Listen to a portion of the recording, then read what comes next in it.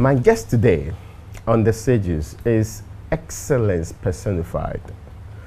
I've been wondering for the life of me how any one man can achieve so much within one lifetime.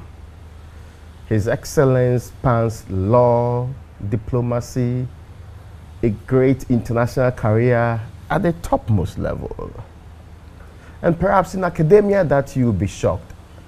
I've been asking myself, how does one man get to leave senior high school and in 12 years' time become head of a law department? Nana Professor S.K.B.Asante. In fact, it is the Nana S.K.B.Asante. That's correct. That's the powerful title of your mind here. Thank you. Nana, you're welcome.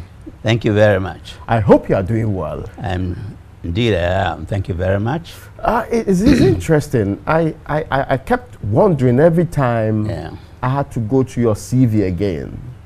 I kept wondering how all of this was possible within one lifetime. It's not one industry. It's law, it's diplomacy, it's an international career, it's academia. How are you able to do all of these things? First of all, I will not claim any extraordinary ability. As they say traditionally, which is very true, everything really is by the grace of God. But when I was at Asakore Methodist School, from 1938 to 1946, when I left for Achimota, I did not realize that there was even a possibility of acquiring a degree. There was no university in those days. There were only 12 secondary schools. And my going to Achimota is a story which I can dwell on. But I have felt that doors have been opened for me, either by divine intervention or human intervention at various stages. Oh, I see. Yes, because when I was a student at Achimota, I never thought of studying law. In those days, there was no law department in the University of Ghana. Okay. In the 40s. There was no law school, Ghana School of Law. The government did not give scholarships for law, following the Indian experience that lawyers were troublesome to them. And only affluent people could send their wards to study law in England. So it never occurred to me. But just as we were about to graduate from the 5th form, they established 6th form, so we moved into the 6th form.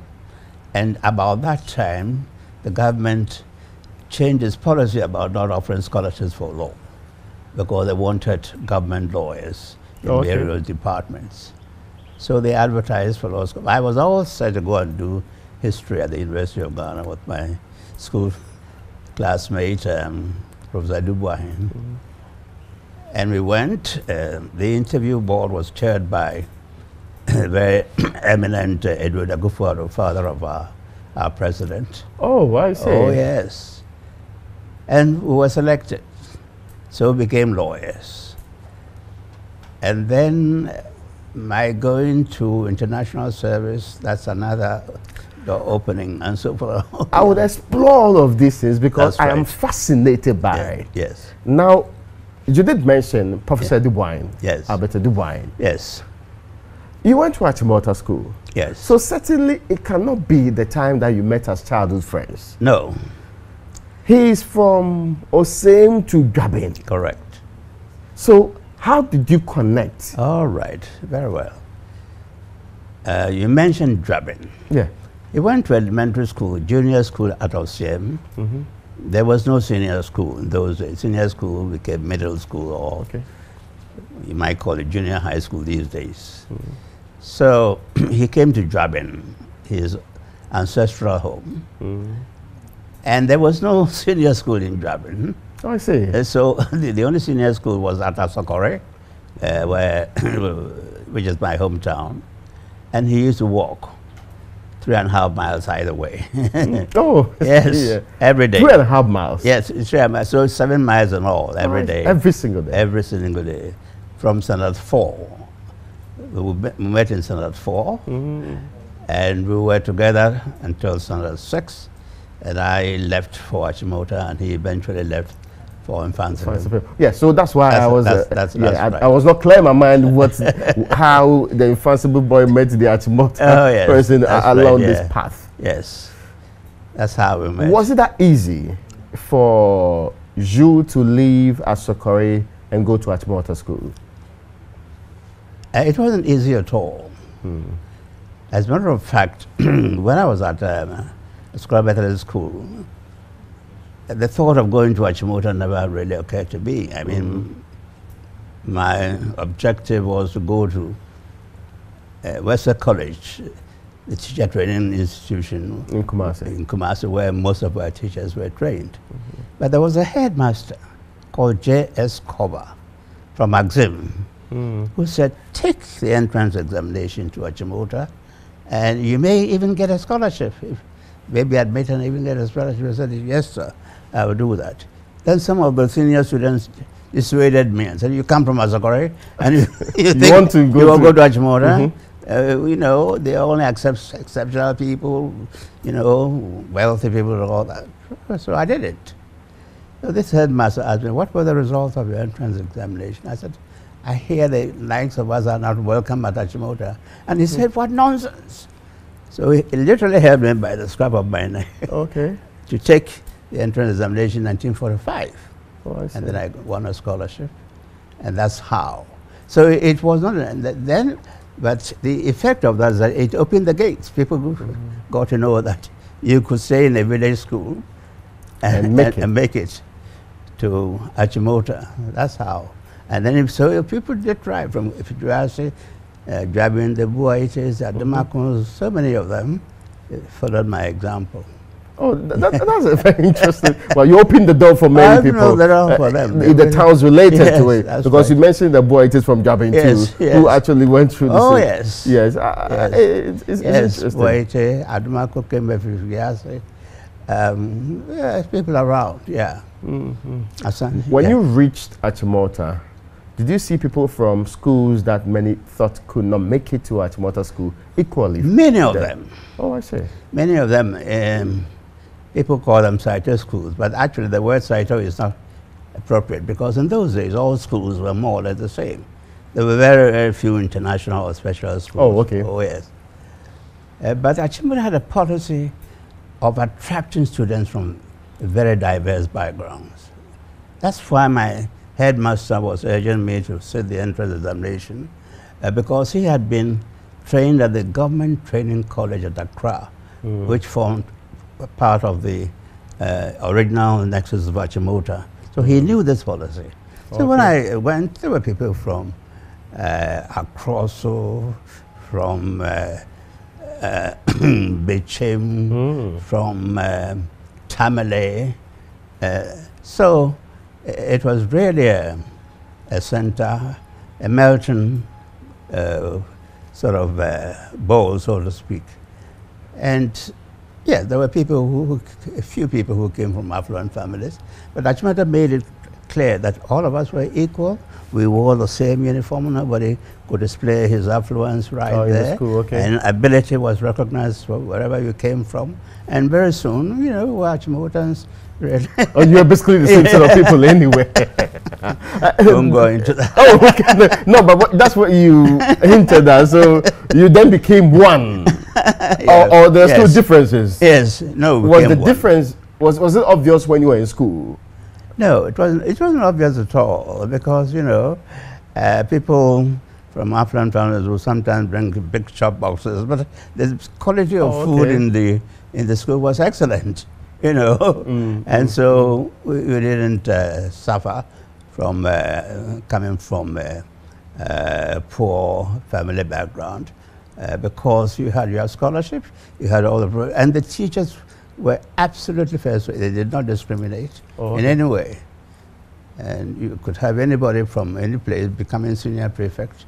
You had to respect that was possible. Yes, that was possible. So it was a classless society, so far as I could recollect. Yeah. Okay, no, but I get it because I mean I know the part of the anthem that says from we also to Yes, and all come of back, that. that's right. Mention the various corners of it's this a country. very, very real thing. Yeah, A very real thing. I mean, some were of the opinion that this was reserved for, even though you sang it's a very elitist school. So the elitism really became a later characteristic. Oh, really? Yes, because some time ago, 10, 15 years ago, it was difficult to get to Achimota if you didn't go to an international school. Yeah, that's true. I remember going round the schools in my traditional area, and I went to my old school, Methodist school, and I asked them what was their goal after leaving school, and some of them said they would do this. Eventually they realized that I was talking about secondary schools, so they mentioned all the secondary schools around the area. Amani Ampong, Jabin Secondary School, Ahmadiyya Girls School. So I said, why aren't you thinking of Mfantsipim, Achimota, Prempeh College? Yeah. And they said in Chinana, Oh, wow. which meant that when you come to this school, You can't go there. You have a limitation which is insuperable, so you can't. And I told them that this is a school that I came to before I went to Achimota. So that was the time. And recently, somebody was admitted from Sunyani School, and there was a big celebration that she had made it from. Yeah, that's true. That's right, yes. So that elitism is a recent phenomenon. But one would have expected that it is those years that would have actually showed proper signs of elitism, because the difference in society was pretty clear at the time. Yes. It's rather when we have become an independent state, a state that has our own people. Yes. Yes, because if you look at my classmates, they came from all sorts of backgrounds. You know, from the Volta region, Transvolta in those days, from Akuse, you know, and we all, most of us came to Achimota School barefooted. Wow. Barefooted. We got our first footwear by acquiring Achimota sandals at Achimota. I see. It just shows you the background. And within 1-2 years, these people emerged as, you know, very, very ambitious and confident young people. Yeah. Did it matter? Did the background influence academic performance in any way? The background didn't matter.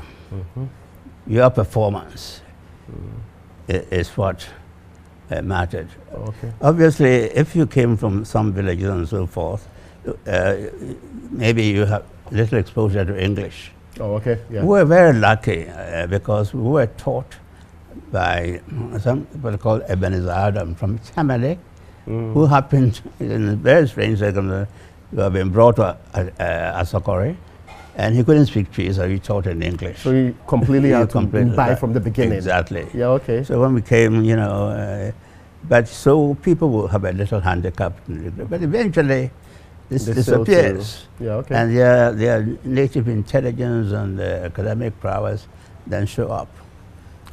It's interesting. I mentioned the 1950 year because, of course, I mean, that's when you and the likes of Professor Dubois and that age group actually left senior. Yes. I keep calling it senior high school because that's what we call it now. Yes. Or secondary school at the time. Secondary school in those days. Now, it was also a hot time in the Republic of Ghana. Yes. There was a lot of activism towards independence. Yes. What do you recall of the period as the most outstanding events? Well, I have a very vivid recollection of that period. I was at Achimota. I went there in 1946, and I sailed there until the end of 1952. Okay. So I saw all the developments. The arrival of Nkrumah, the formation of the UGCC, the split involving CPP, the riots following the shooting of the ex-servicemen, the boycott by Usuala, you know. Boycott me. That's right. So I have a very, very good collection, and I would like to make one or two comments on that area. No problem. First of all, the role of the ex-servicemen has not been properly recognized in our history. That march... You mean Corporativo? That's right, yes. That march, which led to the fatal shooting and the ensuing riots, were the factors which really shook the British government and called them to establish the Watson Commission. This was under a Labour government. The Watson Commission recognized that nationalism was a major force, and the Watson Commission recommended that there should be a constitution which was sensitive to the nationalist sentiments of the people.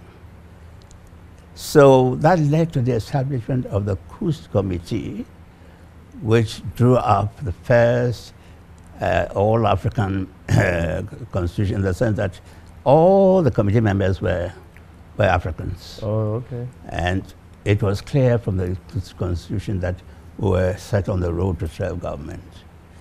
And it was under the Kusi constitution, even though rejected by Nkrumah at first, it was under the Kusi constitution that Nkrumah came into power when he won the 1951 elections. Isn't that interesting? Yes, yes. When the elections were taken place, Nkrumah was in prison because he declared positive action, because he said the constitution was bogus and fraudulent. He didn't want it. But that was the constitution that brought him into power. I see. And then later on, of course, Nkrumah's, his extraordinary political prowess made him the dominant figure in the political landscape of Ghana. And he was very, very, very astute in establishing a pragmatic relationship with the governor, Sir Arden Clark, who then became a strong advocate for Ghana's independence. There were people who still resisted Ghana's independence. There was a lady called Elspeth Huxley. In 1952, she wrote a powerful article in the Daily Telegraph of London, saying that all this independence for Africa was nonsense. The Africans were incapable of operating a democratic system. Even my headmaster, P.J. Rendell, asked me to reply, which I did. And it was published in the... You replied? Yes. As a student? As a student. And I did, and it was published in the Daily Telegraph. This is a secondary school student? Secondary school student. A very active one. Certainly would be very active and very engaged. Because very engaged. For you to be able to reply to an article. Yes. I said, I cited up, I even remember one phrase. We have a free press, even dangerously free press. Oh, dangerously free press. Anyway, it was published. So that was the time, and so the contribution of the people who sat on the Kusi Committee program should be recognized. People sometimes dismiss them as conservative. People like Dankwa, Leno, Governor Kessie, Sir Henry Kusi himself, who chaired the chiefs, like Tibuda Akon and Nene Azuma Chikole. All these people played their role in setting the foundation which brought in Nkrumah, and Nkrumah took the torch and carried it until independence. Is that part of our history mostly skewed? What's what? The part where these ex-servicemen played a pivotal role. Yes. Do we downplay or underplay it? I think it's been underplayed. Okay. I think those are real heroes, because they are the people who really lost their lives. Of course, they yes, lost their lives. The people who really lost their lives. And the Big Six disowned them. They said they were not part of they were not the promoters of their match. Oh yes, before the Watson Commission. He said, no, we are not part of it. So they bore the brunt of all this, and it was because of the reaction to the shooting that the British government established the Watson Commission, which led to the crucial. It's something that I want to emphasize, because otherwise it's forgotten, and so forth. And treated as a mere protest. Sometimes people will think it was because they were suffering and they felt that they needed help and all of that. Oh, there's no doubt that that was the basic. But they were also aware. You know, they had been to international service. Some of them had been to Burma during the war.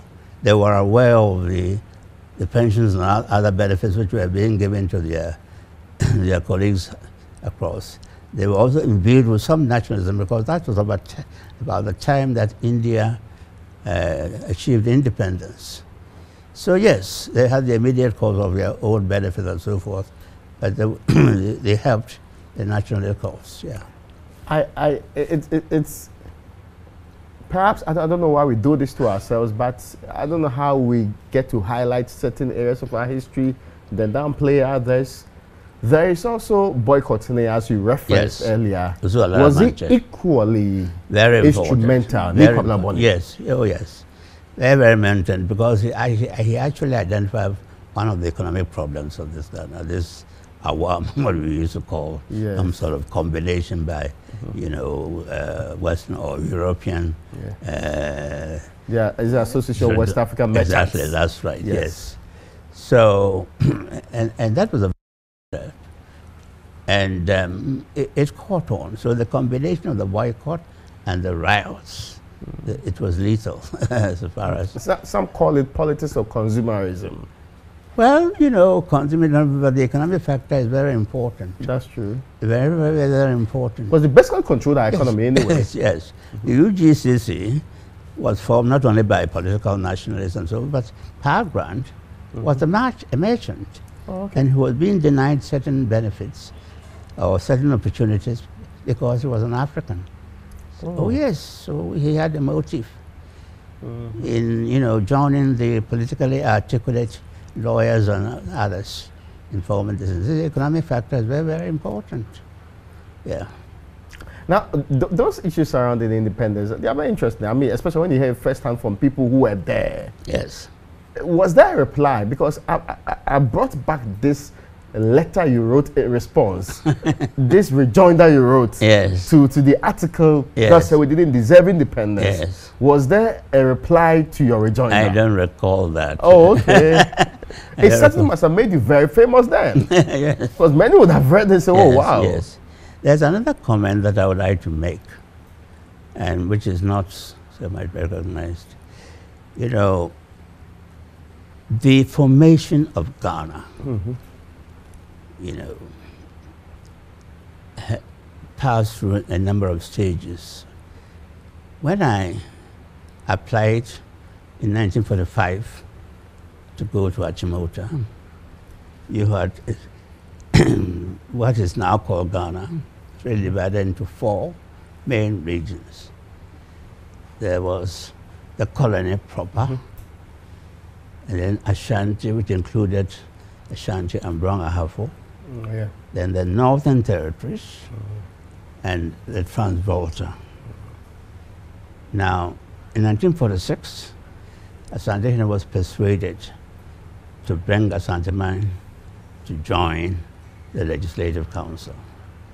So, I recall the visit of Asante to Accra. He even visited Achimota. So in 1946, Ashanti becomes part of the colony in a way. They used to be administered separately. Yes. Then in 1951, the Northern Territories joined the Assembly under the 1951 Constitution. And then in 1956, the Transvolta, after that plebiscite, also came. Now, if you take Ashanti, for example, Asante agreed for this merger, you call it, in 46.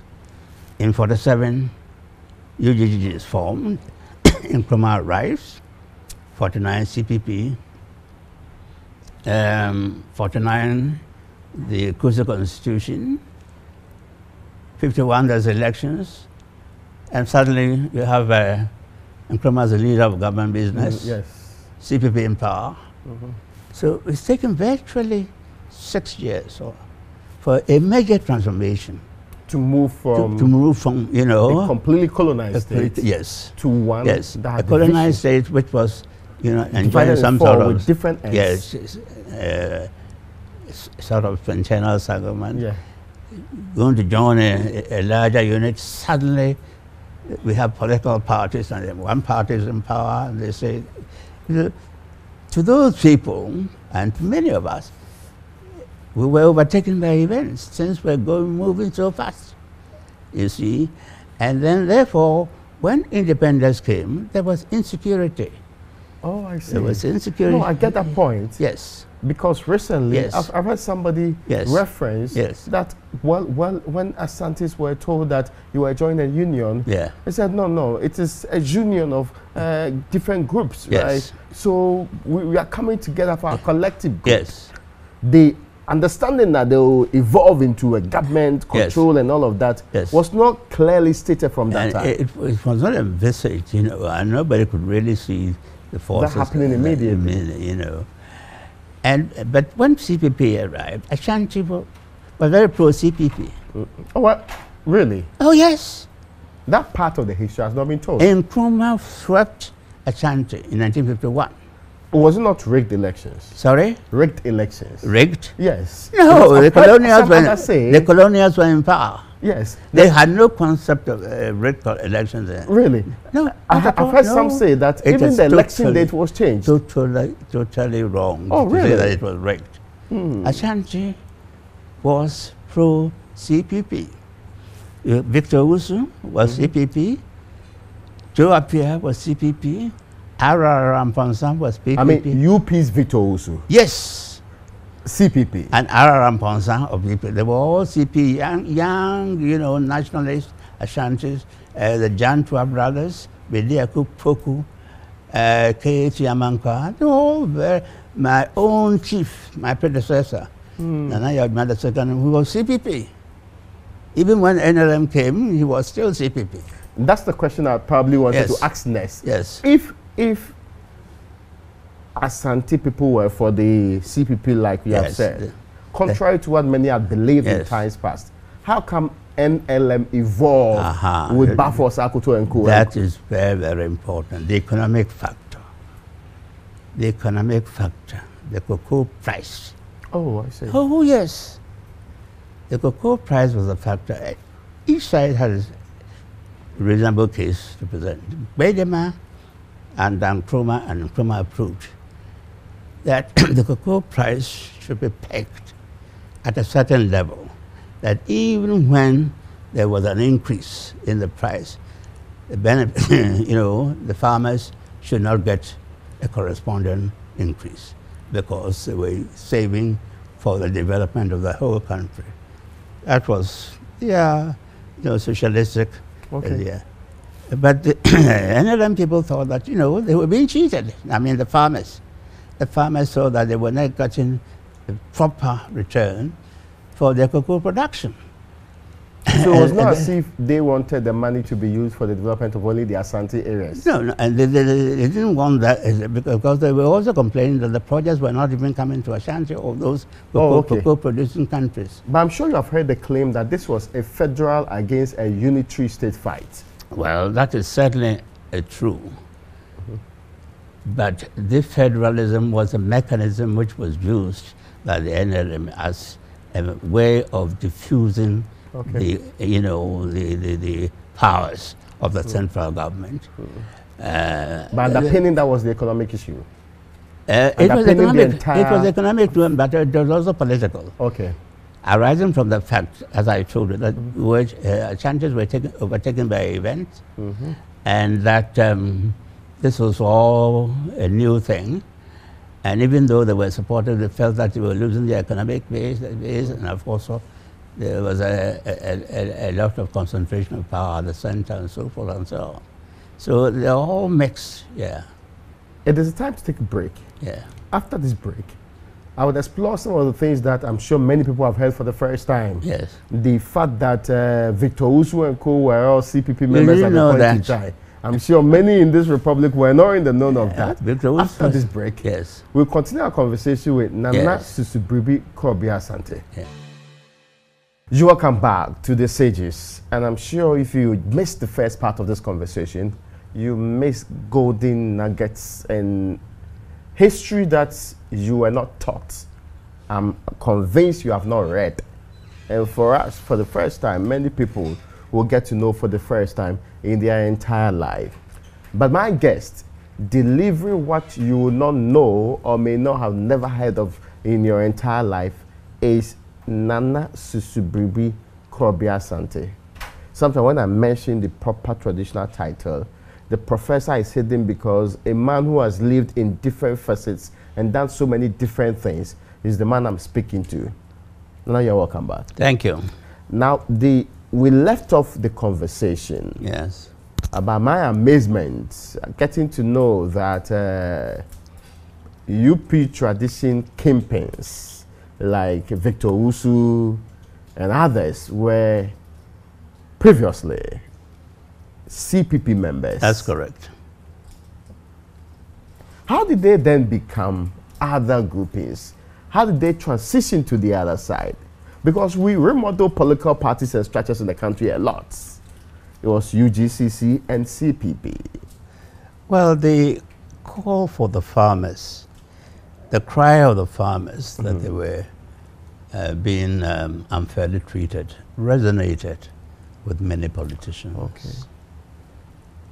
And also the perception that the central government was asserting too much authority. You know, I mean, you had a situation where when the farmers complained about this unfair treatment, there were derogatory remarks made that, oh, as for you farmers, when you get money, you go and marry so many wives, really? or you go and buy gramophone records and so on. So patronizing and derogatory things. And these people came from this area. Oh, okay. And even though their initial nationalism made them very pro-CPP, they also thought of their economic benefits and position. Okay. So I see these young CPPs taking advantage of this, you know, new phenomenon and identifying themselves with them, as politicians do. That's what I do not think that the answer that they got from the government was sympathetic enough. Okay. Yes, you know, but that's a controversial issue which I don't want to go into. And I don't want to approve of all the violence that took place between NLM and CPP. But there was a basic economic cause which people don't know. That's true. People don't know at all. It wasn't a question of Ashanti nationalism. It was not an ethnic No, engagement. nothing at all. Nothing at all, because the first 1951 election, Kumasi elected Casely Kayford, who was both Fanti and CPP. You know? Oh, I see. Yes, he was the representative of Kumasi. You know, I mean, of course, it's not an election, Yes. but often when we make reference to how Yes. non-Asante people Yes. became prominent in Asante, we mention Yanka. We say, oh, Yanka became regional minister, but this was an election. Yes, yes. So they went to vote for Yes. a non-Asante to lead the place. That's right. They went and voted. And nobody complained about that. You know, and as I say, even when the CPP was formed, there were very active Ashantis, Jantuas, the Jantua brothers. Yeah, the brothers. Bediako Poku, Okay. Krobadise. Oh, yes. Yes, Krobadise they still minister, yeah. maintain their CPP position. And that's why the conflict was so bitter in Kumasi, because it was Ashanti against Ashanti. Oh, I see. It wasn't not Ashante's fighting some Other groups. other groups. It was an internal difference of the deepest type, the most unfortunate type, you know. Yes. That's important piece of the history. Yes. That's. There's a question though. What is the problem with teaching the right history in Ghana? The problem with teaching the right history, in my view, is that maybe you haven't got the right history teachers. I really don't know. People don't study history. People haven't, you know, when the University of Ghana was established, history was a very famous department. Yes. You had Phage and Miss Priestley and all the rest, very, very eminent, Graham. And it produced people like Dubois, Dercon, and you know, Adolphine and so forth. It was a fashionable thing to do history. I myself was going to do history. Yes, you talked about that. Yes, I had sat the entrance examination to do honors history. I had been admitted, and then the scholarship came. So I really had to choose between the two. And Nottingham took you away. Yes. But so, the history can only be taught by people who are well trained in history, and either people who aren't doing postgraduate work in history and so forth. You get it distorted. Also, I think the politicization of history has made, you know, when people go to TV, they hear, you know, some very, very harsh things being said and very loud things being made, and some people are afraid just to enter the rear. I don't know, for example, one hears one they said, "Oh, what's this old man?" Oh, I'm not sure. I think you have earned a place where yours cannot be subjected to the kind of debates that others, because there's prestige and a lot of competence to it anyway. All right. Yeah. I mean, I mentioned Nottingham and also talking about you left, okay, let's say 52, right? Yes. You left secondary school completely. Yes. But in 10 years, you became head of the law department. Acting head. Acting head of the law department. All right. That is completely shocking to me. Okay. Well, first of all, when I did my LLB in Nottingham, I did my LLM in London, qualified as a lawyer, and then came to Ghana. And on my scholarship, I had to work for the government. The Attorney General then wanted me to work in the Attorney General's department. That was Jeffrey Bing, the Englishman. So I worked in the Attorney General's department, but I was very keen on going to teach at the university. So I went to the Attorney General's department in 1960. 1961, I went to the University of Ghana. University of Ghana had very few law teachers. We had an English professor who was head of the department. We had Benziencel's father, Kamina Benzienchel.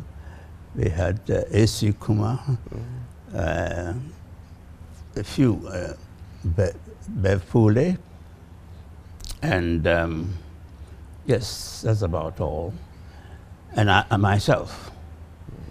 And we had some part-time teachers like Justice Olane and so forth. Now, I entered in October 1961. In January 1962, there was a crisis. Because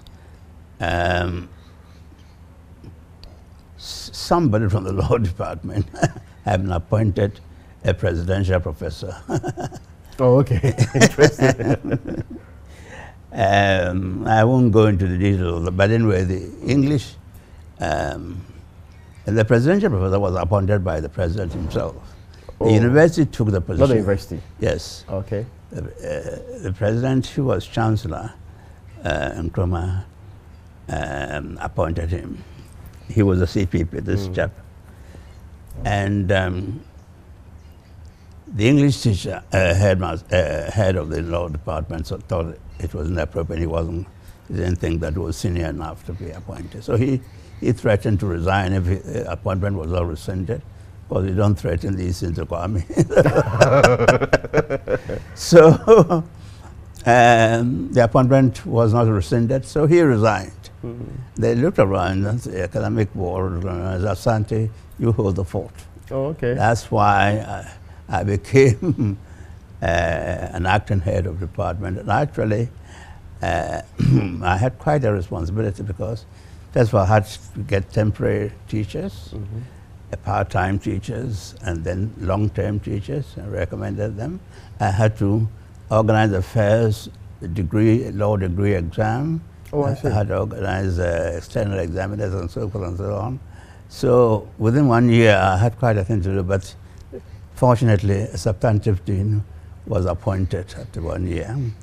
And I stayed for 1 year with him and then went to Yale Law School to do my own doctorate.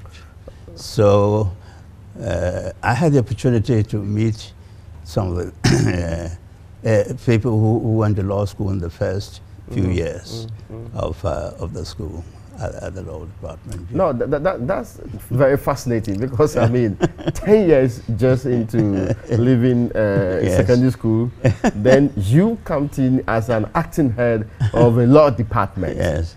That was due to the peculiarities of the day, not by any stroke of brilliance, I can assure you. Oh, many will say the two coincided, but, well, if you insist, there's a bit of that too.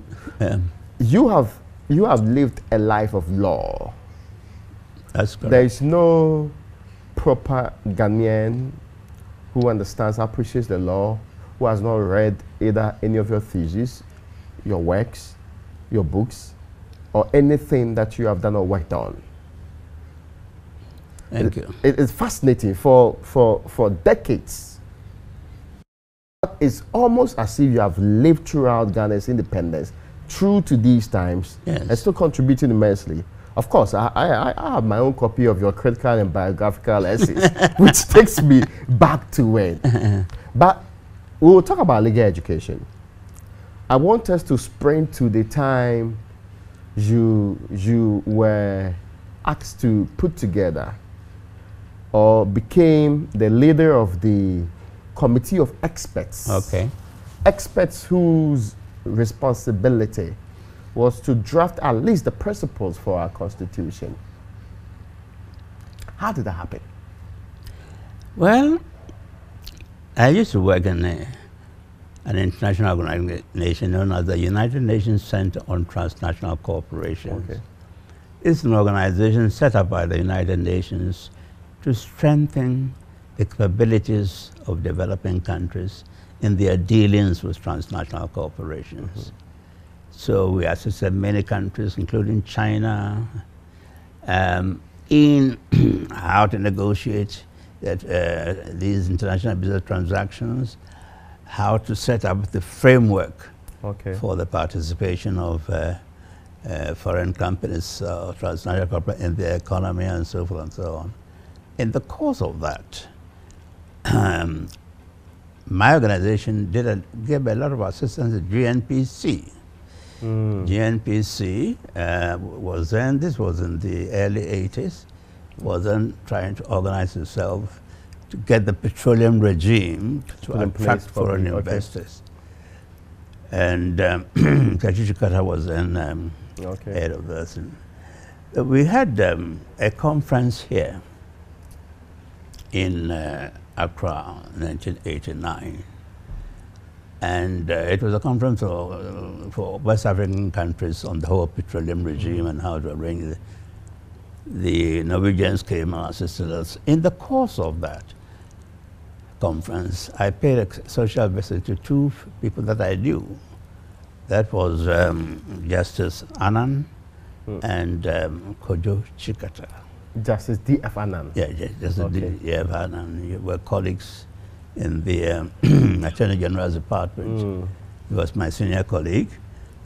And Kojo Chikata was my dormitory boy. I was his dormitory monitor at Dachimota. That's one thing. Oh, that's interesting. Yes. When I was in Form 6, he was in Form 2 or Form 3. Okay, okay. So I added my voice to the general call for a return of the military into a civilian rule, which was an international thing going on. I had my, but why people, you know, you people, at that time they were getting quite a good press, economically, but I said, what about the transition to constitutional? They said they were thinking of that. That was about the time that they had set up the National Council for Democracy or something of that sort.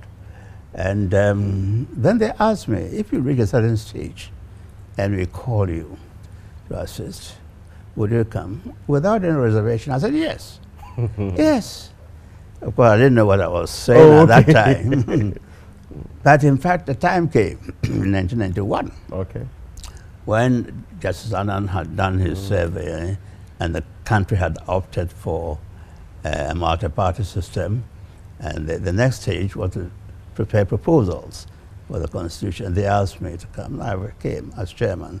They had to ask the United Nations Secretary General's permission, which he granted. So I came as a UN expert, you know, funded by the United Nations to participate as chairman of the committee. So that's how I came involved. Interesting. Yes. I mean, it was not because you were a darling boy of the military regime transitioning. Yes, this is one of the absurd things said by people like that. Yeah, because some people write that. Yes, some people, yes. I mean, yeah, why did he come there? What is his name? His name forgets me. This chap, on his controversial evening news, said so one day, that I came to protect the military, which is totally absurd. If you read my report, yeah, there's not one sentence which supports that. Yes. Read the committee of this is what we produced. And people do not know that there's a massive difference between what you produced and what became finally the Constitution of Ghana. This is the thing. There were 3 stages in the constitutional thing. There was a survey done by Justice Dan Annan, which resulted in a report called the Report of the something for Democracy. The major finding of that report was that people wanted a multi-party system. That was the first stage.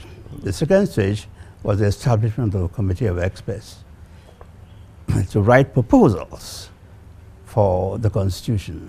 That's what I chaired. Members of this committee were very, very respectable people. Justice Anijage, you know, a very eminent jurist, the first person to be appointed, first woman to be appointed a judge, not only in Ghana, but in the whole of the Commonwealth. You had Osiadiayo Ajimembedu, the former one, who had a doctorate in social anthropology from Oxford. You had Mr. Chinwe Hesse, the late Chinwe Hesse, a very experienced draftsman, legal draftsman who has been involved in the drafting of constitution in various countries. You had Kojo, the former Afarijan, yes. You had Dr. Evio Dankwa. You had Mrs. Sabina Foreboating, who was then the director of drafting of the Attorney General's Department, myself. You had Ebo Bentiencho, a lawyer from Takoradi. Jebuni, Dr. J.S. Chairman of the University of Ghana, an economist. We sat down. Distinguished people. Very distinguished people, and, you know, technocrats, well, if not, but non-political, you know. And we produced this in barely 2 months. And it was a lot of work. I hardly spent any, you know, much time sleeping, because we had promised that we would produce this. And we insisted, and this is probably why we didn't get, you took a why some of our things were not, we insisted that our report should go directly to the Consultative Assembly. Okay. By the way, before I finish, the third stage. That was the last stage. The last stage was the Consultative Assembly, yes, where about 258 people drawn from across the country came together to finally look at your work. Exactly, to look at my work and also to look at other constitutions. You see, whenever, that's why you see quite a number of previous constitutions, because whenever they rejected something, they look back. That's true. And then they looked at them. So that is how we are appointed. Now, you may be wondering about the difference. I will leave you to do the question, but that's how I became involved in this one. Yes, that's an interesting part, because many people had misconstrued your role. Yes. They they thought, or they construed it to mean that, oh, you were friends with the military junta at the time, so we just co-opted to, as some have said, come in and help. How would I be? First of all, I was recruited from the United Nations. And they didn't know that? Yes. I'm not sure it was a publicized thing. Well, at that time it was known that I had come from the United Nations. Of course, but you know, this is what distorted history is. Yes, that's true. So why did Asante become? I was recruited from the United Nations. I admit that I knew those two people, and I believe that it was providential that in fact I was selected because we had a very difficult time, our committee, but I'm proud of what we did. And the one thing they don't understand is that if they think that the transitional provisions, the immediate provisions, were prepared by us, that's wrong. We had nothing to do. Okay, let me start from there, because it's a question I was going to ask you. Yes.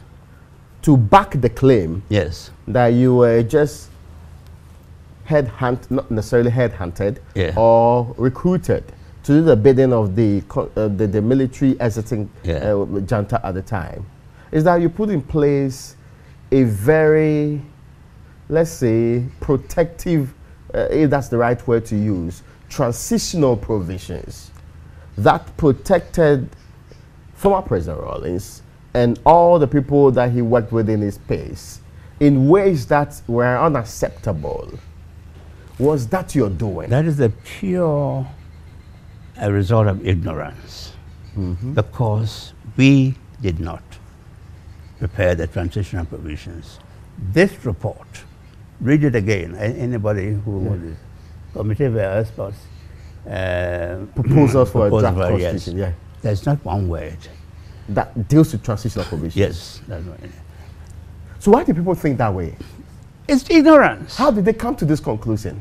It is ignorance. Now, first of all, I have to point out that we were not allowed to sit in the Consultative Assembly. As soon as we produced our results, go away. Oh, really? Oh, yes. You were not participating We were not participating at that at all. No, I find that worrying. Only two, yes, after that. Okay. After that, only two of our colleagues, because of their professional qualifications as legal draftsmen. That is Chinua Hesse and Savannah Foretta were asked to join them. But the rest of us said, go away. So we did not participate in the Consultative Assembly. And I must say, even for the Consultative Assembly, the transitional provisions were not produced by the Consultative Assembly. People should know from a book written by Kwame Ahoy and Nana Ato-Dadzie on Justice Anand, that there was a special team, NDC team, headed by Justice Anand, that negotiated with the certain chairman of the committee, of the, not the committee, of the Consultative Assembly, to come with the transitional provisions. I see. We had finished our work, and not only were we not involved, my point was that transitional provisions, when you look at it, only comes after the Constitution has been finalized. And then you want to find out, for example, the judiciary in this area will continue to be the judiciary and so forth, only then. And then you want to, that's the time that people think of immunity for those and all people. the other ones. We didn't want to do that. No. So I was not involved in that. And it is, when I say it, I said it in my J.B. Dankwa Memorial Lectures, and I wanted to make this clear. So it's, when you get involved in the constitution, you get tagged. That everything that happens along the path becomes your totally job. upset because I was not involved. And as a matter of fact, some of the PNDC people were not happy with us because we insisted that our report should go directly to the Constitutive Assembly. Yes. Basically making it available to a larger group of people. They wanted us, first of all, to draft something, then they would take it. Yeah. And then sort review of it or endorse which parts they want. And then all the rest, and they use. I said, no, that's not the sort of thing which I, as a United Nations expert, would like to know the total output, give it to the people. So when people started criticizing the report, and nobody was defending, I said, oh, sir, people, you are not. He said, oh, you said you wanted to be independent. Oh, now it's your problem. It's your problem, baby. And some of them were hostile to us. Really? Yes, some of them were hostile to us.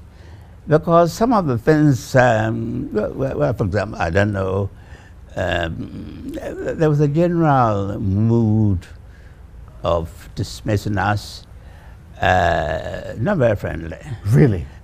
You, the committee of experts? The committee of experts. Did they occur so we had they read your documents? Of course they were read it. It was part of it. Are you sure that it was out of what they disagreed with you on the content, that's where they were dismissive of your role? Well, there were some gentlemen disagreed. For example, we proposed the combination of a prime minister and a president. Yes. That actually came from our terms of reference, but we gave the rationale for it. And you defended it. And we defended it. I read the rationale for it. That's right. We defended it because I thought it was a reasonable mechanism. You know, you sometimes you have a president who may not have he may have the electoral appeal and so, but he's not necessarily an administrator. He cannot coordinate this, and you know, we want the president to be involved in everything international, even funerals and so forth. So it's not a bad idea to have the president and the prime minister. That's right. Some people thought that we were trying to perpetrate what was happening with Rawlings and P.V. Obing, you know. Oh, okay, okay. Because he had been called the prime minister. That's right. Yes, yes. And you see, and my answer is, so what if it's several? But there were other things. People said, well, we can't have two leopards, two lions in the same cage, and you can't have two captains of a ship. They will always be conflictual and so forth. So that's why they went back to the 1979 proposal, president and vice president, with all the powers. But we saw that we have vice president and president. We still have a conflict, and Rawlings and Akar. Recently, that issue came up again. Yes. Why we do not have a president and the prime minister? Yes. Because many had clearly stated that that role of a vice president is powerless, it's useless, it's become like white elephants. In fact, comments from subsequent vice presidents and Professor A.K.D. Frimpong in his article on reflecting on the role of the vice presidency, he calls it playing the second fiddle, comes to the same conclusion. Yes. That unless you have a president that's willing to let you do something, your role is not only ceremonial, it's almost like you're doing nothing. Let me, go ahead. Then they go forward to say, no, but the original proposal was that we should have had the president and the prime minister. So why did you change it? Why did you change it? Why did you change it? If you read the council, this is all that, you can't have two heads, you know, two alliances in the same hole. I can't have two captains. It is inherently conflictual, you know, this and that. But note that President Kufuor, during the constitutional review, when they asked him, he said he would recommend that. And he wanted to do that. He wanted to appoint as prime minister. And when they said there's no prime minister, he said, well, I should be my chief advisor and do the same thing. So people who have experienced this now recommend that, you know, the utility of having this. I know that there are 1,001 provisions within a committee of experts' work that today keeps being proven right as the right thing to do, and reference is consistently made to that. Do they come to you say, oh, this is your stone, and are the things that you told us to do previously? It keeps on haunting us. Sometimes when we discuss around our constitutional developments and what's really wrong with the 1992 Constitution, some of the things we point out are things we changed from your committee of experts' work. Do they come back to you and say, well, we are sorry we made these changes? If for that at all, I heard a pastor who was on the on that consultative assembly say, oh, well, sometimes he's been proven right over and over again. So maybe if we had hindsight, we could have actually done things. Do they meet and tell you these things? Well, hardly, but I must say there's one person. That is the former speaker. Okay. Right Honorable Mike Okwe, who, you know, has been heading this IEA review, yes. and he, in his open address, said we must go back to that report and see the reasons why we made those proposals and see whether we rightly rejected them. He's the one person who has come At least he said it in the open. He said it open, but after he left office. Oh, after he left office. That's an interesting one. After he left office. Even the Bar Association, they booed me. Really? I tell you. Lawyers? 1999, 1991, when they were having a bar conference, we had finished our report, and I said, I wanted to present this report. They said, go away. They booed. They didn't not just allow me, they booed me. Was it not because of their difficulties with the military team at the time? It may well have been, but the report is there. You're going to discuss it. The expectations that lawyers would review it and actually raise issues. The only person who was very, very objective about it was Darocha. Oh, B.J. Darocha. And if you look at the leadership of the Bar Association at that time and some of the members, there are people who profited for the Constitution more than anybody else. They all That's a very interesting, yes. Yes. They are all, if you, I don't want to mention them, but anybody can go and look at 1991, the executive, and you see that from the highest to the low. They ended up being beneficiaries. And they were supportive because during the, when they you know, from 2000, when they came to power, they were, even before they came to power, they were very, very hostile to any idea of amending the Constitution. They keep the Constitution. So this is my story. No, it's quite strange. Yes. I mean, I see it quite strange. Yes. I see Let that. me tell you some of the things that we said. We wanted an expanded Council of State. Yes. Yes. They said, no, we want the previous one, you know. People are now talking about the Council of State. Yes, we are even, in fact, we are even discussing whether it's not making a higher chamber and give it powers to actually do a lot more than the partisans that happens in the lower place. We proposed the proportional representation. In fairness to them, it was a bit complex. But we went to Germany. But the understanding of it was complex. Yes, I think it was, proportional representation, we are not the first to have actually experimented that. Other countries doing that. We went to Germany to study their kind of proposal in order to be ready if the Ghana Consultative Assembly adopted. They didn't adopt that. Which would have promoted less of the duopoly we have, more multi-party structures, and more inclusive, and reduce the winner-takes-all thinking. Well, absolutely, that was, and we put it in our report that we did not want to have a situation where one party, by an electoral victory, monopolizes the entire country. The whole, we put it there. Those are reasonable things that even today we fight over. Yes. In fact, the IEA has been holding these conversations about winner takes all for more than 2 decades. We had it. We also proposed the involvement of chiefs in district assemblies. This is a place where they have natural interest, legitimate interest. And they have traditional authority. They authority. have traditional authority. You can't do it without them. Now they had a provision, certain authorities will be consulted. Consultation, of course, is not involvement. And I have one representative with the traditional, in the district assembly. So many things. Well, yes. That's why I asked you the question whether they come back to you, because anybody who's read the Committee of Experts work appears to be something that's haunting us throughout the last 2 decades or so. Whenever we had raised serious constitutional issues, it appears the answer was because we didn't adopt the original proposal by the Committee of Experts. Another thing that we proposed was that the Council of State should have a certain function. There will be the Judicial Committee of the Council of State, which will pronounce on proposed bills and proposed acts. The president will do something, and somebody says it's unconstitutional. But in law, you have to wait until the act has actually taken place.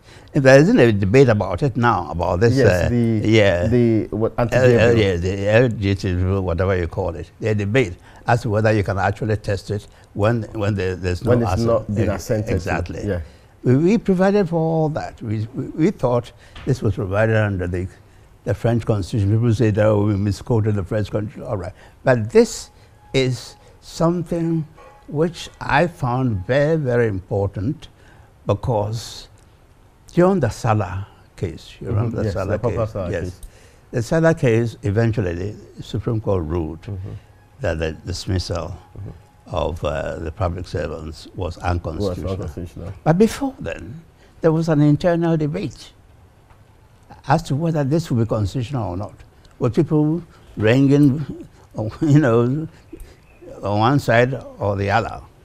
If there was this, and it could have been tested before and saved the government an embarrassment. That's true. So I'm glad that you are saying that there are many things within the Committee of Experts work, which keeps on haunting us throughout the period. Yes. That's what happens, the popularity of the day. Sometimes you are doing the right thing. It's neither orthodox nor popular. When we talk of courage, it's not only courage in front of military. It's courage in front of your own sort of colleagues and contemporaries. Say that you are wrong, we are doing this. I can tell you that when we were doing this in the Committee of Experts, none of the lawyers would touch it. Many people refused to be members. They were not interested in the Constitution. It was going to be governing document. No, it was mean that you were associating yourself with PNDs and all the rest. That kind of thing. Even for UN experts. Yes. The Sekende specifically come and help us to do this particular work. I got this. So it was a very uncongenial atmosphere. But so Afarajan wrote a book on the making of the Constitution and devoted it, to the Committee of Experts, the men who conscientiously stuck to their work despite personal abuse and everything. And I'm glad that at least you are recognizing that there's a lot in that report which can be. And now there appears to be some, even though they don't say it publicly, consensus that if for nothing at all, we need to, if there's any need to do any other review of our Constitution, put it side by side, that particular document. Thank you. To see whether or not it lives up to the standard that we've seen, whether it can cure some of the problems that we consistently have on our hands. Yes. Nana, I will take a break now. When we are back from the break, we'll continue our conversation. Folks, you can't go away. You're welcome back to the Sages. I did tell you that my guest is perhaps one of the few people who has sailed in everything they touched.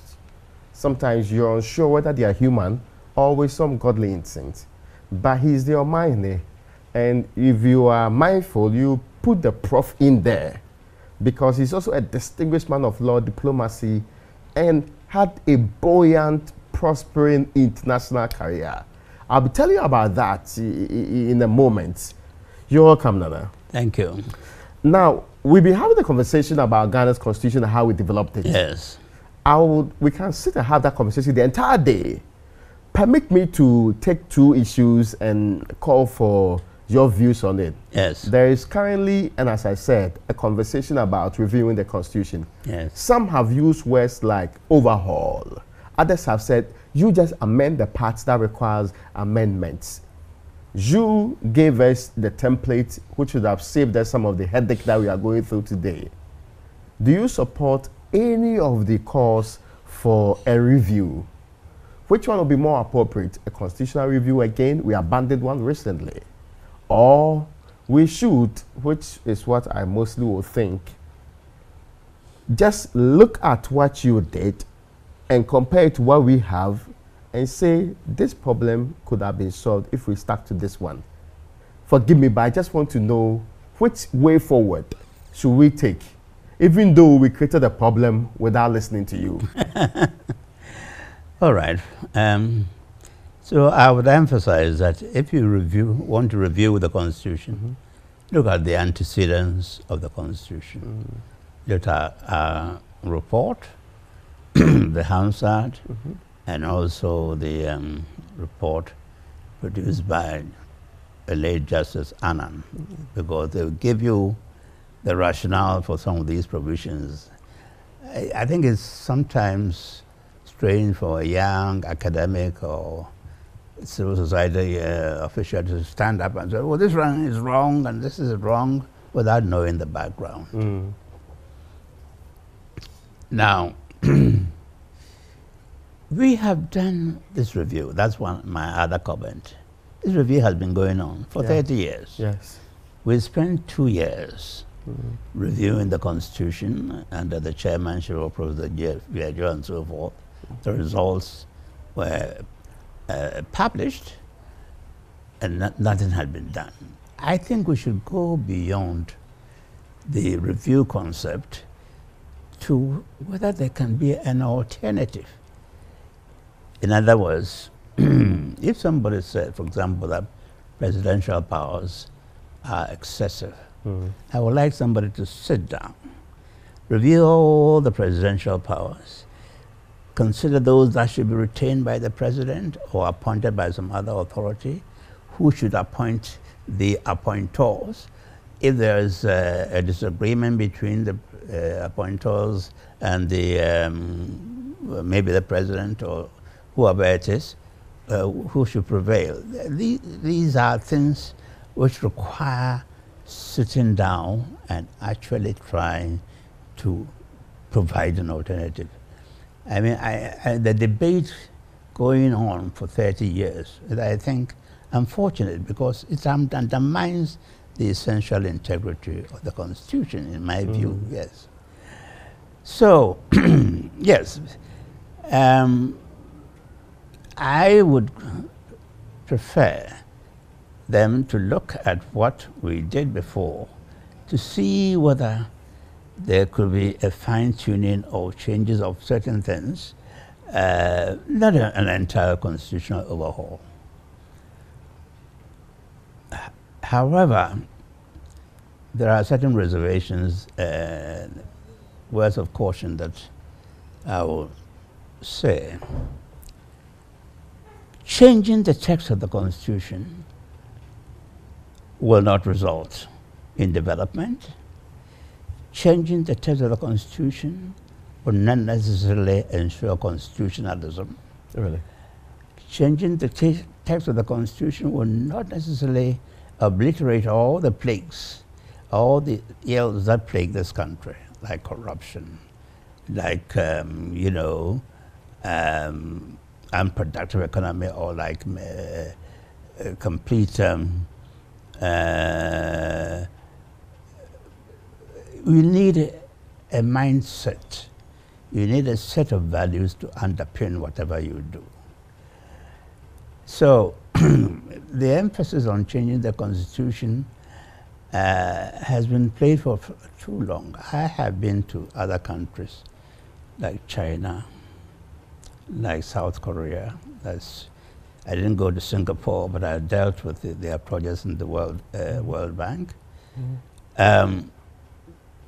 These countries achieved an economic takeoff, not by virtue of reviewing their constitution.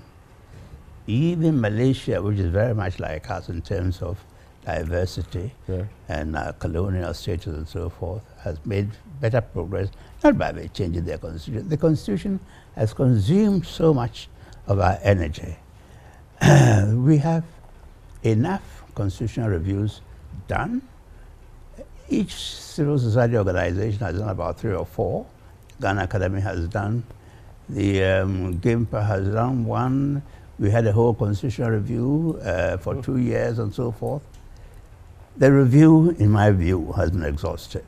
If you want to change, sit down and see which parts you want to change.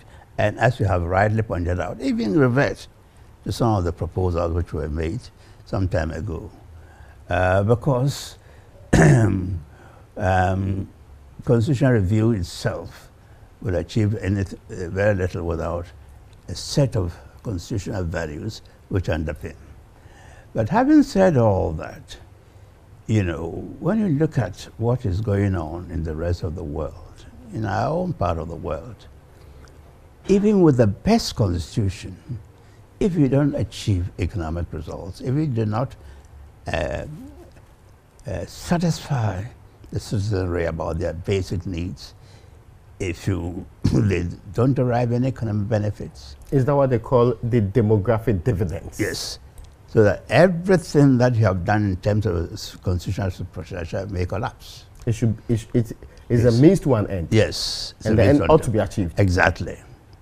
So when people get upset with the constitution and so forth, but they are not doing the things which will satisfy the basic needs of the people, we get this.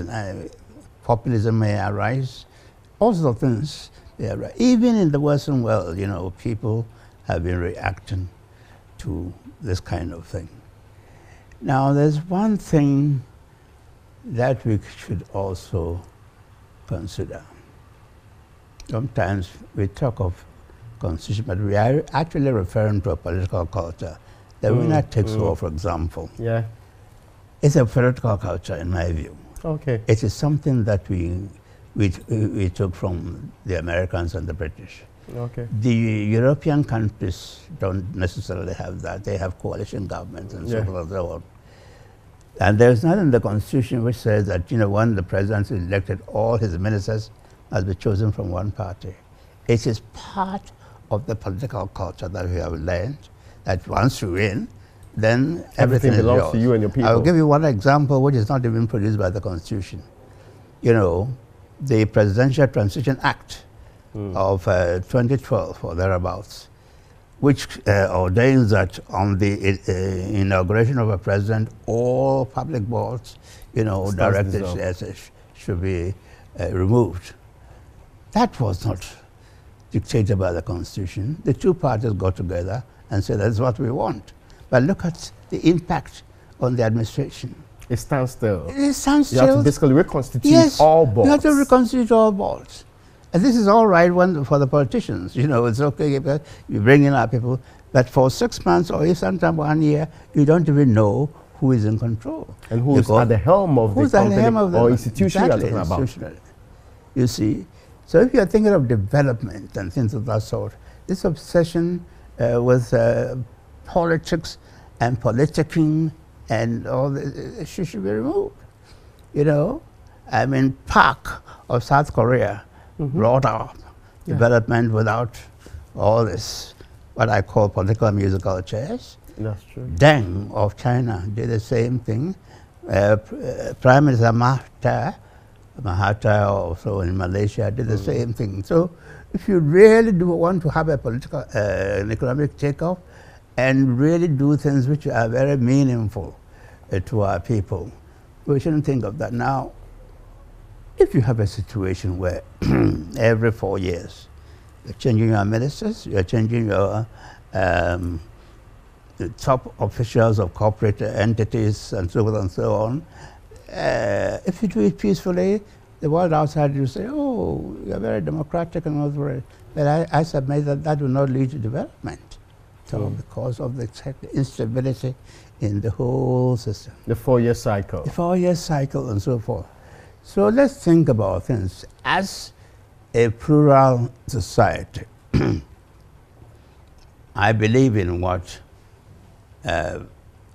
Professor Arthur Lewis said years ago, that you need... Nkrumah's Arthur Lewis. Yes. Okay. We need inclusive part of government. And then the idea that one party wins and monopolizes all is neither conducive to nation building or development. I strongly believe that. So we have to change our attitudes about things also. But we are deeply divided on partisanship. Yes, we are deeply divided on party lines, and therefore the question really is that if you want to have national development, recently I was invited to chair something by the National Council for Development. Okay. Yeah, that's right. On having long-term planning, long-term development strategies. Because you cannot really achieve anything unless there's a united approach on certain key issues, which will not change with the inauguration of a new government. And if we don't have this long-term approach, then we are very much handicapped. All the countries that I've mentioned have 5-year development programs. They review them from time to time. And we tried with the 40, but it was, I mean, the usual partisanship threw it out of the window. Right. That we consistently try with some of these ones. Yes. This is what I want us to be preoccupied in, not so much of whether or not to change the letter of the Constitution. Yeah. These are very wise words. I mean, people have not thought of bringing that to the front for a deeper conversation. I think the conversation has been to change or not to change. And in defense of or against. That's been the conversation. This is a very different spectrum. I mean, since you're talking about law, let me drive in the direction of an area that you've done a lot of work to. Land law. Land law. Land issues are cumbersome. In England, they say land law is complex. But it appears Ghanaian land law is way more complex than even that. I'm sure the courts are tired of land cases, some for decades, in every single area, still ongoing, despite our Land Administration Project 1, Land Administration Project 2, and all of these sometimes funded by external entities. Can we get land administration right for once in the Republic of Ghana? Well, first of all, I must explain my own role. Years ago, when I was a doctoral candidate at Yale Law School, I wrote an article in the Yale Law Journal on interest in land, the customary law. And then later on, I wrote a book in which I made some proposals for land reform called Property Law and Social Goals in Ghana. Became very popular, certainly in KNUS department. But recently, I was involved. You know, the Ministry of Lands and Natural Resources invited a group of experts to help them in actually assessing the work of the consultants that had engaged under the LAP, Land Administration Project. And they elected me president, chairman, and I advised that the people who were supposed to be the advisors could do the work themselves. As eventually they agreed, and we produced the land. So I was the chairman of the committee which prepared the bill for this. And this was supposed to address many of your concerns, and the concerns are there. The time will not allow me to say anything, but I will mention one or two things. One or two land boundaries. You know, in Ashanti we had a commissioner, chief commissioner of Ashanti, go in 1911 or 17 to do something called the Fuller Report. Actually drawing boundaries between the various Ashanti towns. That's what we rely on right now. Oh, okay. Yeah. Up to date. Up to date. You know, I see. Yes, and unless you can prove otherwise. Oh, okay. Fuller report. Yeah. Fuller showing you. Oh, okay. We need something. We used to have a land boundary commissioner some years ago. We need that because there's a lot of litigation about land boundaries, both between states and even within the states. The other thing that we need, I think, is security of tenure, which I think we should have by proper registration of our landed interests, whatever they may be. Now, this Act provides for land secretariats and traditional councils, and so forth. I think something should be done about that. I, as a lawyer, and even as a chief, I have believed that, chiefs are fiduciaries, and therefore we should not sell that, which go against the interests of our people. Because you are custodians for people. That's right. It's not your private property. Yeah, exactly. It's on so your you cannot personal dispose property. of what is not your own. Yes. Yeah. But some chiefs do not understand it this way. I know. I'm not going to in that. So these are some of the few things that I would say. The complexity of the customary law is true, but at least this act has tried to define the various interests in land, allodial titles and usufructuary rights and so forth and so on, so that there will at least be some sort of uniformity. On that level. Yes, that's Hopefully right. it resolves the problems once and for all. Yes. And but interestingly, even at this age, you are still helping resolve problems of old in the Republic. Yes. It's amazing. I mean, well, I don't know what we'd have done with without the likes of you within our fold. Thank you very much. Yeah. Yeah, it's amazing. Yes. Now, there's an issue I want to raise, which I'm sure you may not necessarily be happy sharing. Now, your first time leaving this country was to Nottingham. Yes. Yes, law student. But we know that you've had an extensive international career. That's correct. How did that come about? Well, when I left the University of Ghana in 1963 for my doctoral program at Yale Law School, the idea was that I would come back. In 1965, when I finished my doctorate, I got an offer from Leeds University to lecture, and I thought that was an interesting thing. And I was still thinking of myself as an academic. But just before I left Leeds, I had an offer from the World Bank. Okay. I was the first African to be appointed, sub-Saharan African, to be given an offer to join the legal department of the World Bank. And this was the offer was made in 1965, effective in 1966. 1966 was after Nkrumah's overthrow. I had to make up my mind. And, after Nkrumah, there was a series of articles in the Legon Observer, what went wrong. Yeah. One of the things which we were talking about was international agreements. People that were negotiated with. This World Bank gave me an opportunity.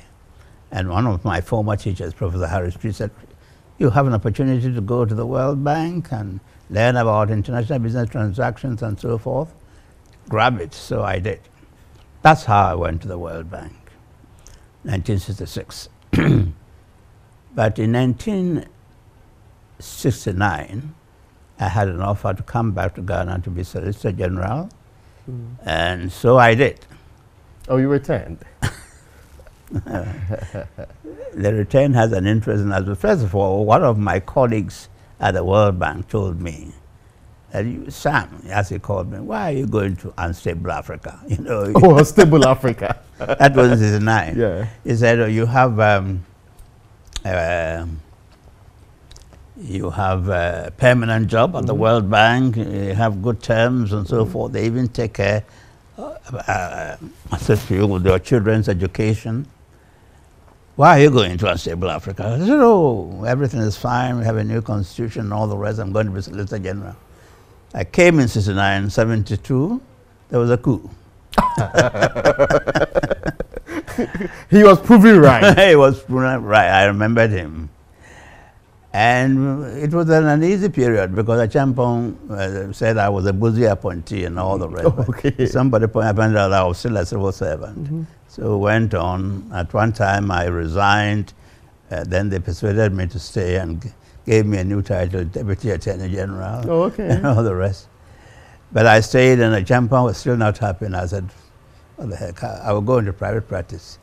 So I got me a set of rooms. I was going to go into private practice, but I went to an international conference in Addis Ababa. They elected me chairman of the conference. The organizer was the head of the UN Center on Transnational Corporations. Okay. I told him I wanted to have consultancies because I was going to private practice. 2 weeks later, he asked me to come and be his legal advisor. So that's how I went. What was your comeback? It was short-lived. It was short-lived. And so I went in 77 and stayed there. I asked for 2 years, so I'm coming back. And then 79, something happened, as you know. Yes, of course. So I decided to stay. And I stayed for 16 years until I retired and came back. So that's how then when I came back, I was involved in international arbitration. That's true. So that also took a lot of it. Took me around. Oh, yes, of course. A lot of it. And some of the stellar work you have done in some of these areas Yes. that people fear when they sit on the Yes. other side. But Even though you are not an opponent. Yes. But let me tell you a little bit about my international experience. There are two things which stick in my mind. When I was in the World Bank, in 1968, the World Bank participated in a project with the IFC, which is an affiliate, International Finance Corporation, an affiliate of the World Bank, and 9 private banks from the West to establish the Korea Development Finance Corporation, which was a development bank. It finally was to play a very critical role in the industrialization of Korea, South Korea, because it provided the channel for the flow of Western capital to Korea. And at the time that I went in 68, Korea was not developed. Korea was what I saw was a lot of construction going on. Killick used to say, at independence, Ghana had better per capita income than Korea. As I put it modestly, that at least we had equal. Oh, you are at the same level, okay. So that's where Korea was. And if you look at where Korea is and where we are, it's always been a very, very instructive Per capita income is more than 5 times our own. And how they got involved in acquisition of technology and became quite a powerhouse in technology and development. They are now a developer. They are the 12th largest economy in the world. Their students are the best, among the best in mathematics and science, and so forth and so on. And it will always make sure that I was there, and like the vice president, as you said, you and I were not there. I was there. You were there. I was at the beginning. So that is one experience which sticks in my mind. The other interesting international experience is that at the United Nations Center on Transnational Corporations, at first I was chief legal advisor and I became a director. It was set up by the United Nations to assist countries, as I said, developing countries, in their strategies towards foreign investment, transnational corporations, and international business transactions. So we got involved in their foreign investment policies. We got involved in their negotiations, like petroleum agreements, mining agreements, so forth and so on. We got called for assistance, technical assistance in many parts of the world, and we played a significant role in China for over 10 years. Wow.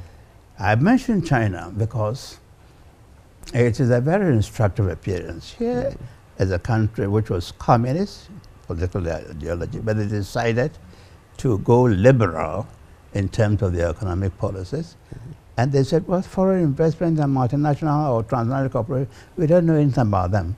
So they invited organizations and individuals and firms from the West. And we were invited, UNCTC. And I went there several times with my colleagues. And the deliberate manner in which they studied this, going step by step on how to deal with distant petroleum agreements, how to do petroleum bidding, how to do joint ventures, how to do international arbitration. It really is fascinating. And I always compare it with our African countries, where we have never concentrated on the techniques of mastering this phenomenon of international business transactions. Surprisingly. Yes. Even with human resource like you available. Former President Kufuor has said that international business negotiations or international negotiations, these constitute the weakest point in Africa in terms of our skills. Wow. Yes. And we can see all around that we sometimes get involved in transactions without the necessary expertise. Now, these are very complex things. You take a petroleum agreement, you need not only lawyers skilled in this, but petroleum economists, geologists, you know, people who can set up the fiscal regime of a petroleum agreement by doing a computer model which is sensitive to various changes. It's highly skilled. I mean, there may be a few.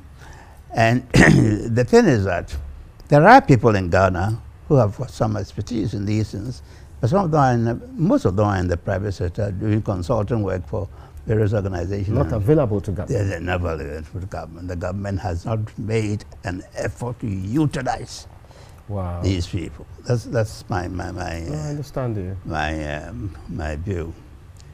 So it's something that is very, very important to me because I can see the consequences of that. I must say that recently the Attorney General has been doing quite well in international arbitration. He has reported that maybe because he made a deliberate policy of studying and getting involved himself.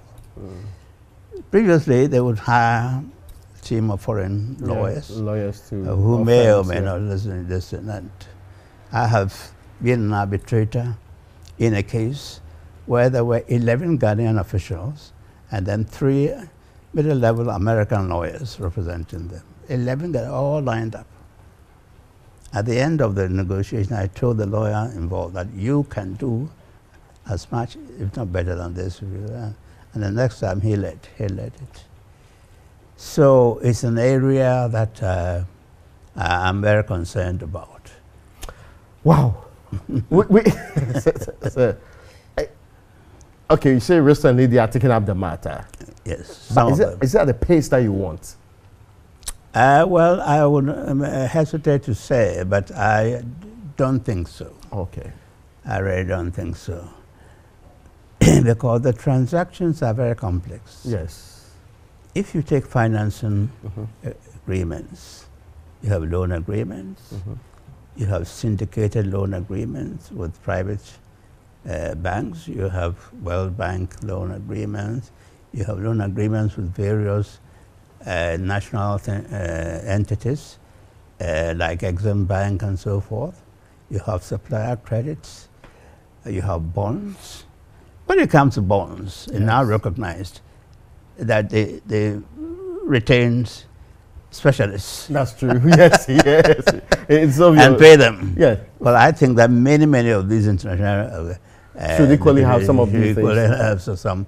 I see. They should hire experts from within, those who are available, to help beef up the government team. Yes. So that we get the best for this we nation. get the best, yes. You take international construction contracts, you have BOT, you have turnkey contracts. It's very, very complex. Yes. Everything has its nuances and how to negotiate and how to maneuver and so forth and so on. Here you get a minister who can be transferred to one minister to another, then he leads a negotiation team. He has absolutely no idea what he's going to do there. That's interesting. The same Michael Quay, I must say to his credit. Professor Michael, yes.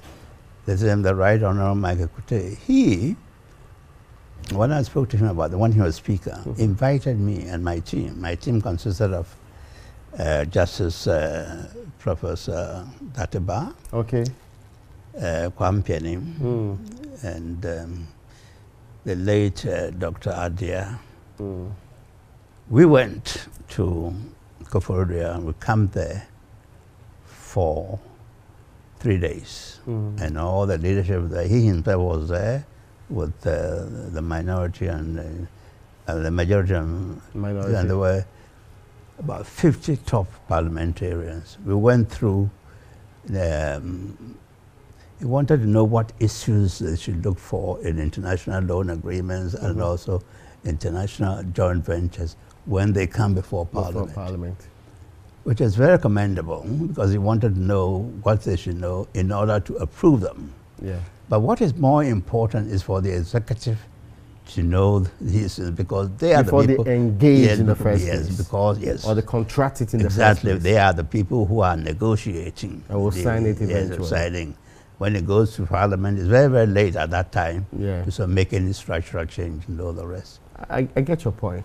Yeah. I want also to bring in this matter. Because of time, and I'm not sure, even if we had the entire day, we could explore the entirety of your life.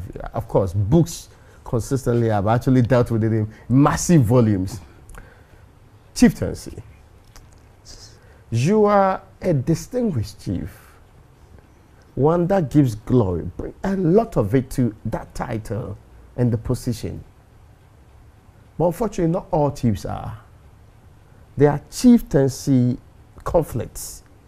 The president recently acknowledged, the House of Chiefs acknowledges that across the country, there are potentials for a lot of difficulty in this country.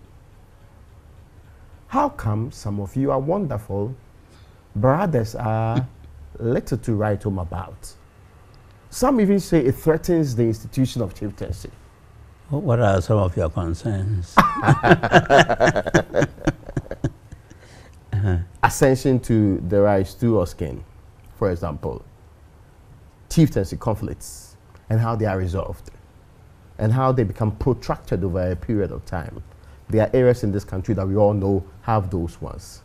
How can we get to the point where chieftaincy remains the institution of unity and not division, and not creating strife in other areas? Well, first of all, if you recall, in 1999, the installation of the new Asante was very, very peaceful and quiet. That's true. Yeah. This is not to say that previous ones have not been contentious. In the account system, when there's a vacancy, a number of eligible people show up. As long as they have been recognized by the Queen Mother as being eligible, it's a question of contest. And They don't campaign like we do. Yes, they are not doing it. But they are not doing the political campaign. Yes. But obviously, there are groups who There a bit of support this. contest happens. Yeah, that's right. So the contest cannot be entirely avoided. However, the eligibility can be settled. Okay. And the Constitution actually provides for the National House of Chiefs drawing up a succession line. Okay. Yeah, yes. But this is a very important and intensive research project. Okay. You know, you just can't say that. So, however, we have difficulties sometimes, and not only everyone, in getting public funding. Oh, okay. Oh yes, this is these are constitutional bodies, the National House of Chiefs, Regional House of Chiefs. They have been given certain functions by the Constitution, and resources must be provided. Sometimes, even when we have judicial committees, Okay. which have been set up, their funding is a problem. Oh, wow. Oh yes. For the National House of Chiefs, for example, you need 5 paramount chiefs to settle an appellate problem. And sometimes it's difficult To get it. Okay. So recently, it was brought to the attention of the presidency that some of these Difficulties. can be addressed. And I think they may well be done. They are working on it. Obviously, instability in the chieftaincy is a source of insecurity. That's yes, true. so we recognize that. There are other things that can be done.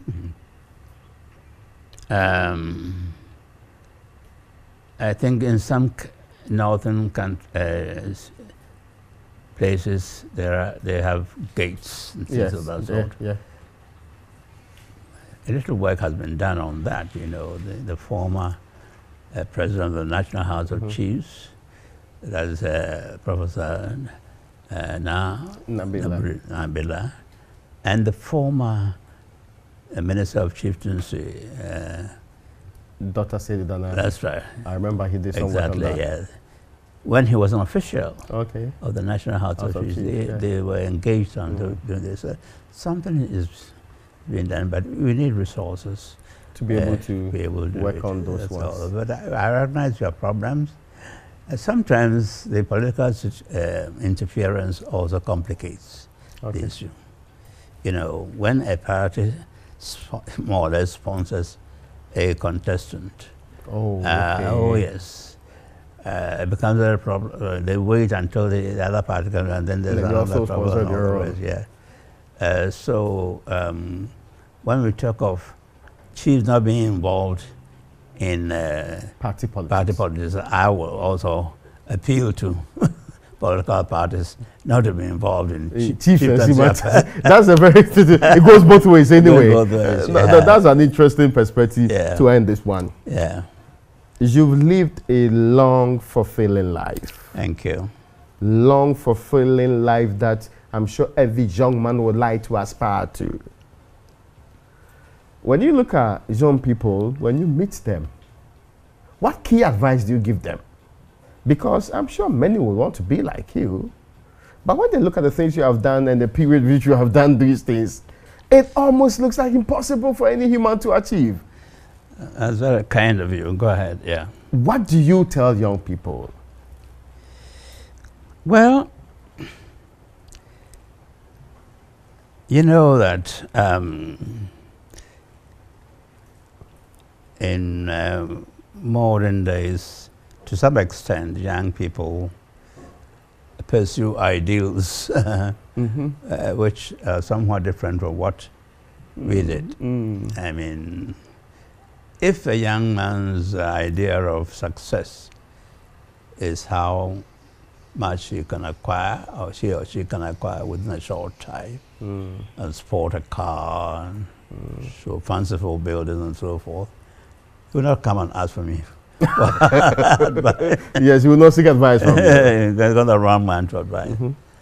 However, if you pursue what I call sterling values, where hard work achieves results, then I will actually refer to the title of my book, the subtitle of my book, From an African Village to the Global Village and Back. So from Asakore, rural establishment, and not knowing about Achimota and so forth, I was lucky enough to be lifted, to go through these things. At some stage I had some hesitations, but once I got to Achimota, they instilled into me a spirit of confidence and so forth. I accepted the challenge, and that took me throughout my career. So hard work, integrity, and believe in a spiritual or divine intervention will eventually achieve something. Now, so the object of life is not so much wealth that you have acquired, but to what extent have you impacted society, people? I told her that even as an elementary school boy, my going to Achimota impacted a lot of people. Yes. Then coming to teach law, people still remember, senior people like Justice Kluge and all the rest. They passed through my hands, Oh, I see. Yes, many of the senior. And then internationally, going to China and all these things, they still remember. I have letters from Chinese authorities thanking me, And then coming to work as a chief, where a number of projects, or my own example has inspired people, access to universities and schools, my scholarships that I provided. I think that is worthwhile. And that is what I would tell my young people, that don't aspire to instant wealth. Aspire to achieve the kind of impact which will bring succor and support to others, and you'll be remembered for that. Thank you. Nana, I'm grateful. You're welcome. I'm ever grateful for this time that you spent with us. I mean, we wish we could continue forever, but there's a limit to which you can actually abuse a powerful chief's time. Thank you. Ladies and gentlemen, that's how we end today's edition of The Sages with Nana Professor S.K.B.Asante. We are grateful to you once again, Nana. Yes, yeah. Thank you very much. Thank you very much.